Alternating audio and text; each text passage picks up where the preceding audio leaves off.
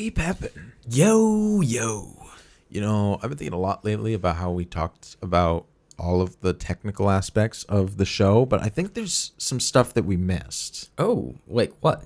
Like, where do we get our ideas? Like, how much of the show is improv? How much of it is actually, like, written down beforehand? How does one go about getting a guest, sponsorships, all of these things? Like, how does a show get made? We know what equipment we're using and how to edit, but how do you actually make the content? Well, I get all my ideas from Gaia, Spirit of the Earth. Gaia.com. No, Spirit of the Earth. She's like the Earth Mother. Mother Earth. Yeah. That's where you get your ideas from. Is this a prayer session or? She gives it to me through the roots. She comes into your dreams. Is you that could where say your roots that, are? yeah. You're rooted in the dream. Yeah. Okay. Nate, we need to talk.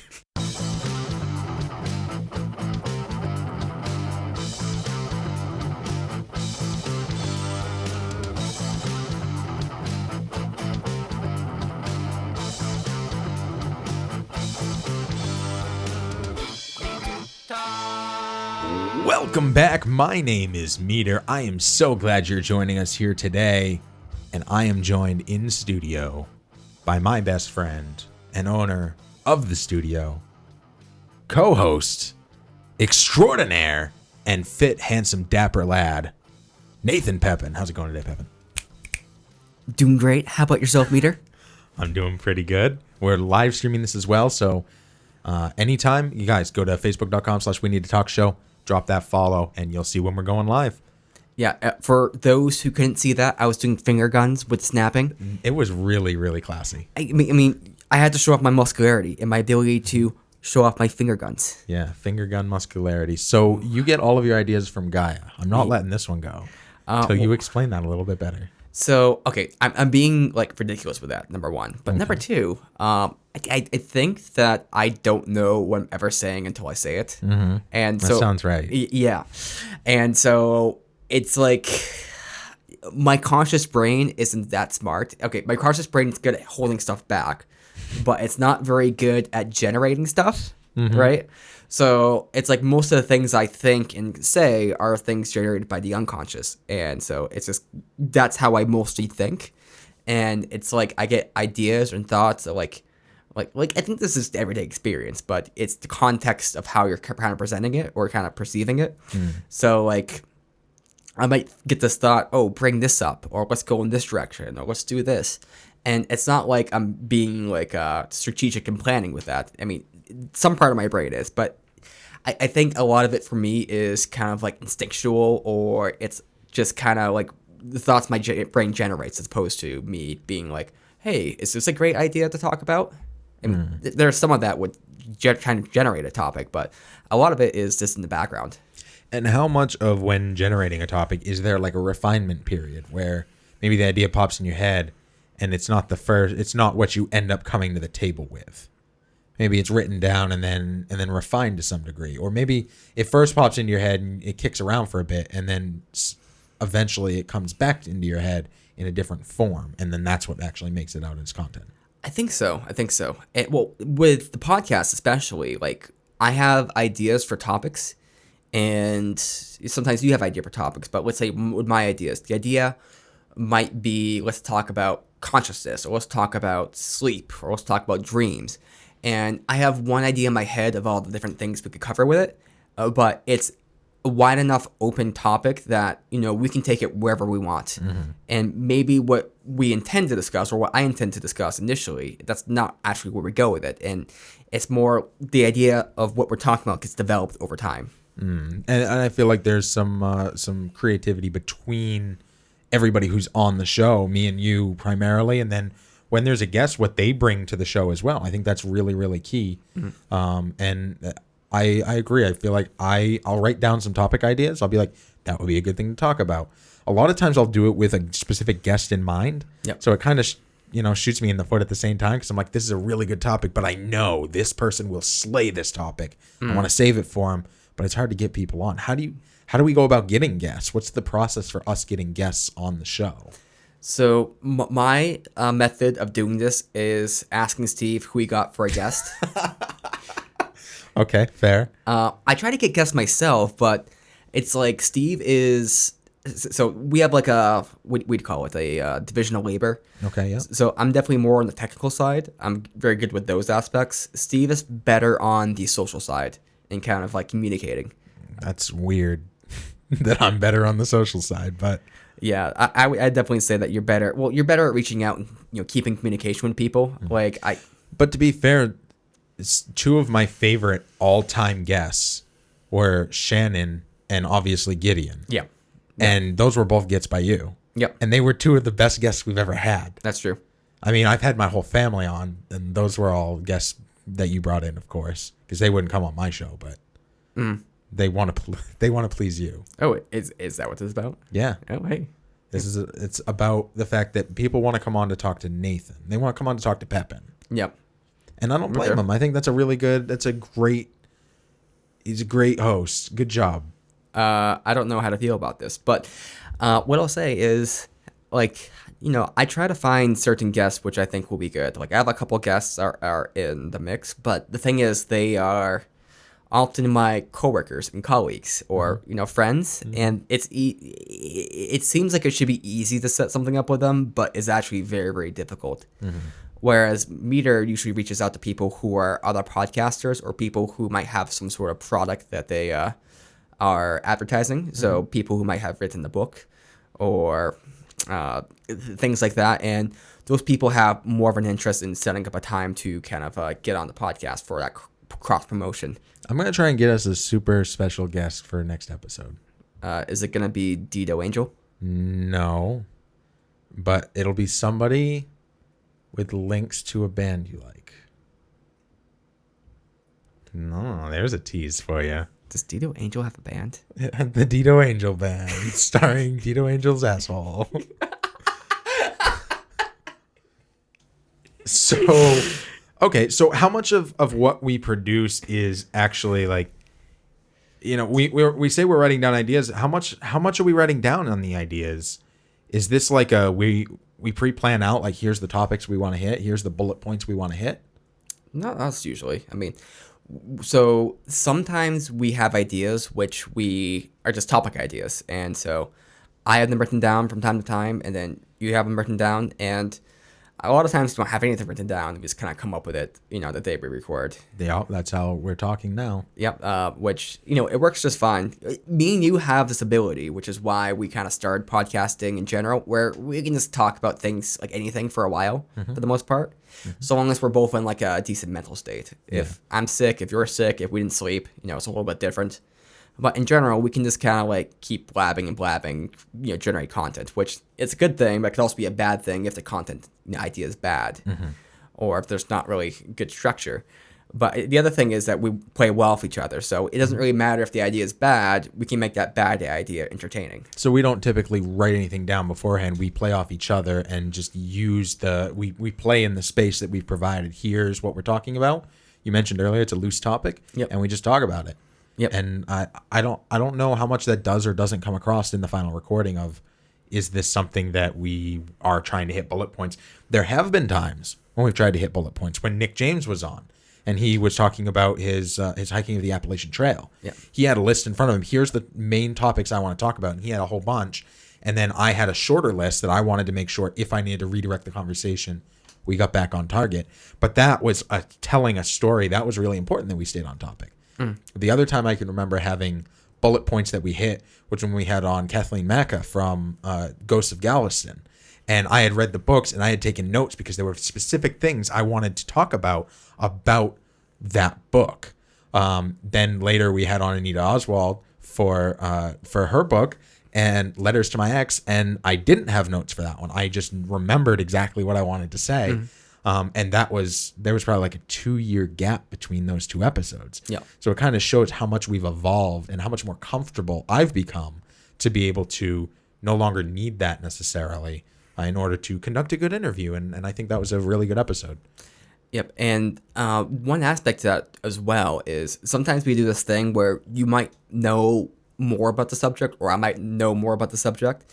And then the other person, either you or I plays the audience member, right? Because one important thing, this is a technical thing, but what you always want in good communication is to have someone playing the view of the average viewer who may not be informed about the subject or the context there.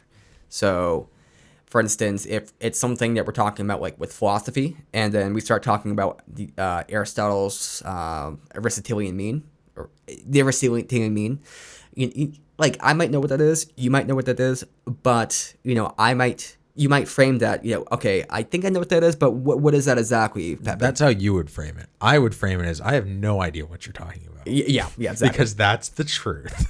And luckily that's the case a lot of times, is if we don't know, we're not afraid to say, like, I don't understand what that is. Yeah. But it's important to frame that thing out. Or sometimes we're talking to guests and you might ask him about this certain thing, let's say with Nick James. Like, it might be something that you know personally about the story and about him as a person, but it's not something that we know about him as an audience. So having that person there, or being the person to clarify, like, oh, explain this out for me. What's this aspect of your personality, or what's this aspect of story that that we share, but the audience doesn't share with us. And I think that normally happens naturally because we know how to like pick up in those situations and who needs to play what role. But there have been situations where we actually plan that out as well. When Anita came on, you purposefully didn't read the book so that you would be the audience and be able to ask questions and things like that. And I did read the book a couple of times so that I would be knowledgeable and be able to have a conversation with her. So that worked out really well. And that's how we designed that one. But there have been other ones where that's not the case, where, like you said, even if I do know, I may ask a question anyway. Yep. And one important thing just for that sort of technique is you want to communicate to the guests, especially if this is more of a technical topic or a topic that goes into their work, that there will be questions which are stand-ins for the audience. Yeah. Because most people are aware of that, instinctually. But if you're having someone who hasn't had a whole media experience, or they don't understand, they don't get that perspective, like they might take that question as like, you didn't read my book. Yeah. Like they'll misinterpret the question and be like, well, you know that, don't you? Like there's. I mean, if your guest's a dick. Well, it's not that they're a dick or not, but they might interpret it literally. Like, so what you're saying is this, and you're trying to get them to clarify what the actual thought is, because it might be misinterpreted as this, right? So maybe the person says, I'm trying to think of an example from Anita's book, which I didn't read, but let's say that like if there was an event that happened later that was preceded by something else that happened, and the first thing isn't mentioned, that may be information that you need, that you would be like, so how did we get to the point where he was mad? What happened earlier? And then you have to backtrack. Yeah, exactly. Maybe implied for me because I remember all of that. Yeah, right. And she might be like, if she is not quite aware of the situation, she might be like, well, of course you know what happened. You read the book. We talked about this like before the interview. But what you want to do is clarify to the guests that, the audience doesn't know that, and we're trying to set things up for the audience. Yeah, communication always going to be key. So we've talked about topics. We just kind of come up with topics. Sometimes it's on the day of. Sometimes we'll write them down ahead of time. Do you do any research when you write these down ahead of time about any of these topics, or is it usually based on what you already know? I don't do any research. Yeah, me either. Well, because this is the issue that we've run into. We did do some research a couple of times. Usually, though, it's not research. It's like we'll Google it and read off the Google, like we did with Jesus. Oh, yeah. You wanted to do the Jesus episode. Is Jesus a dick or whatever? What was that episode? It was about like is Jesus good? Yeah, is Jesus good? So we read off all the miracles, and I read them live, and you responded to them live, and that was all. There was research, but it was on the fly research. Yeah, yep. And I think research doesn't work well for a podcast in general unless you're doing an interview style, because. Like, this is the issue we're into with the should we legalize drugs episode, because I didn't do any research, but the problem is I actually have done a ton of research on that question. Like, I didn't do research for that episode, but I've listened to many different things over the last 10 years about that subject, so I'm relatively knowledgeable.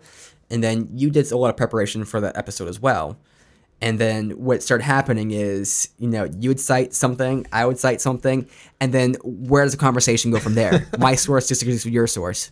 Like, how is that conducive to a conversation? Well, emotion. Yeah, but That's all we got, brother.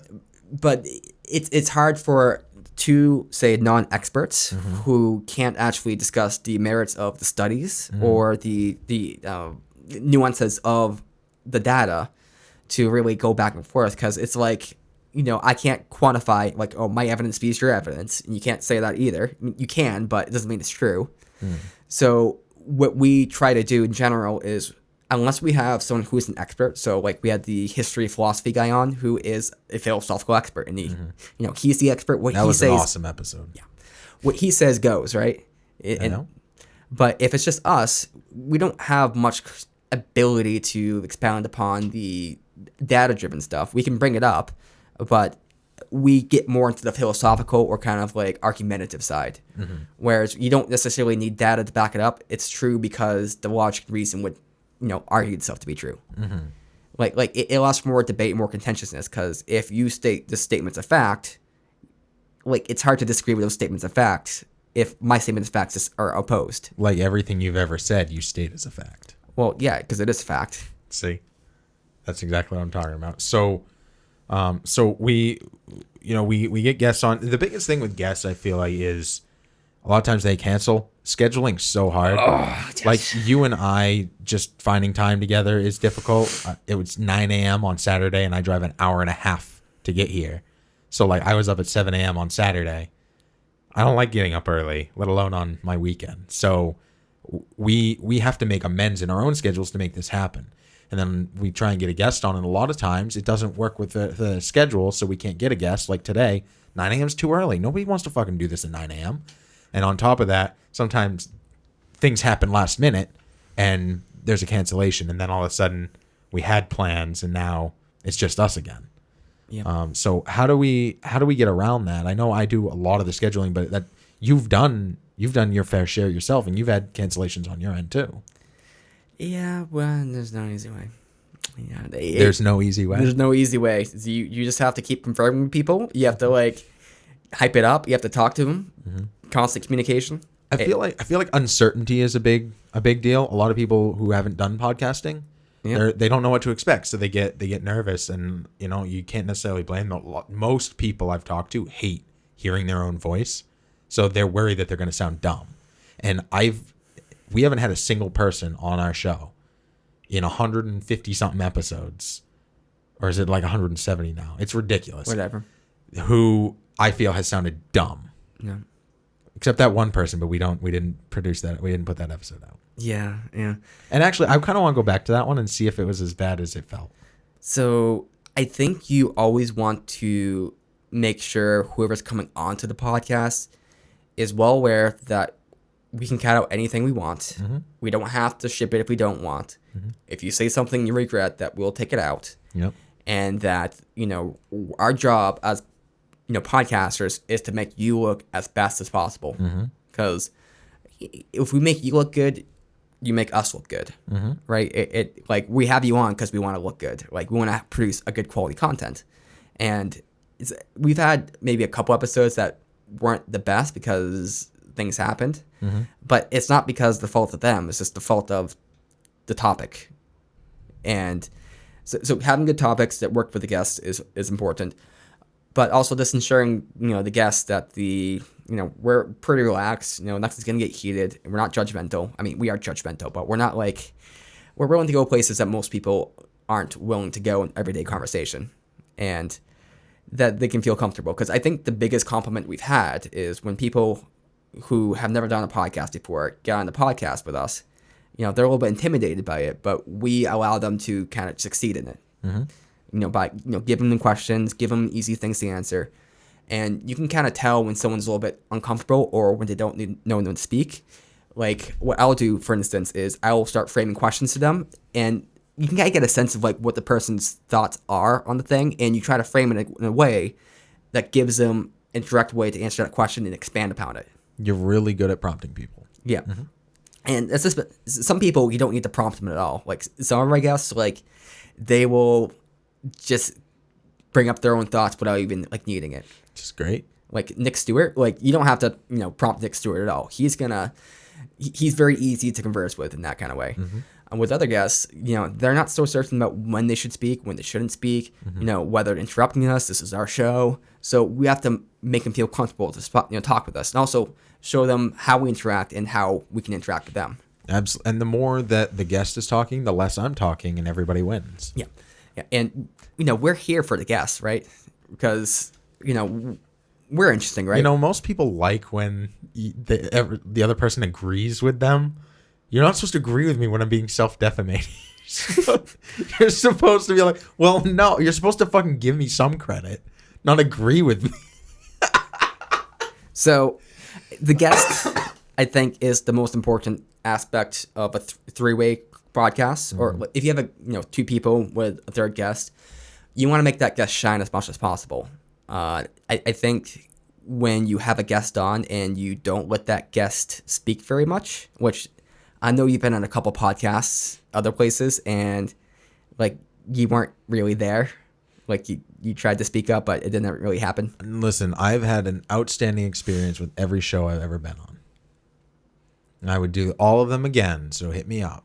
I don't know which one you're talking about specifically, but I love all the shows that I've been on, and I think they were great episodes. Okay. I don't think I need to talk a lot in order to be heard. That's what my show's for. Okay. For me just talking nonstop.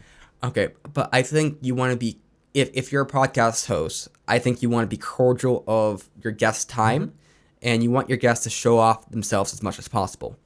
Because when we have guests on, I want them to come out of that situation thinking, number one, they had a smart, funny conversation. Yep, but number two, that they're like, oh man, that was actually a lot of fun. Like I got to like interact. I was like a radio show person, and that I want to do this again. A lot of people that we have on, they're like, oh well, I can only stay for an episode of 30 minutes, 45 minutes, and then before you know it, they're on the third, fourth episode that we're recording. They've been here for 2.5 hours. Yeah. Well, and we're like, I thought you needed to go. Well, I mean, this is good. Like I didn't think it was going to be like this. Yeah. And I don't blame them, and that's smart. Yep. And it's something about the production side and the live side, because maybe these people wouldn't be as willing to have a conversation if it was just like a conversation between like 3 different people. But I think that's part of it. There's an edge, there's an excitement to producing live content like this, and I think that really gets people wrapped up. So I think making them feel welcome and making them feel like they can talk and that we're producing something together, I think that's very important, and sets kind of the stage for good ideas, because these other people can come up with things that we can't even think about. Right? That's true. And I rely on them to come up with things that I can't think about. Like perspectives. And we have an issue where we can't talk about certain subjects because we have our, like what we're going to do. We're going to do an episode of porn that one time. And, it's like, you can't do an episode of porn with just 2 guys. Well, we had 3 guys and a woman. See, that works. It did. That was Shit Happens When You Party Naked. Jason and Christina Alme. But that was an awesome episode. But if it's just like 2 guys talking about porn, you can do it, I guess, but it doesn't work as well. Yeah, look forward to that future episode. 2 guys talk about porn. Yep. And probably next week. Yeah. Dito Angel. We'll probably. Yeah. It's guaranteed if we talk about porn that Pepin will bring up Dito Angel. What's the over/under on how long it's going to take? Next week on We Need to Talk, we cover the ins, the outs of a topic never explored before except by most people in the porn industry. That is Dito Angel and her magnificent asshole. Next time on We Need to Talk, you'll be there, you'll be ready, and if not...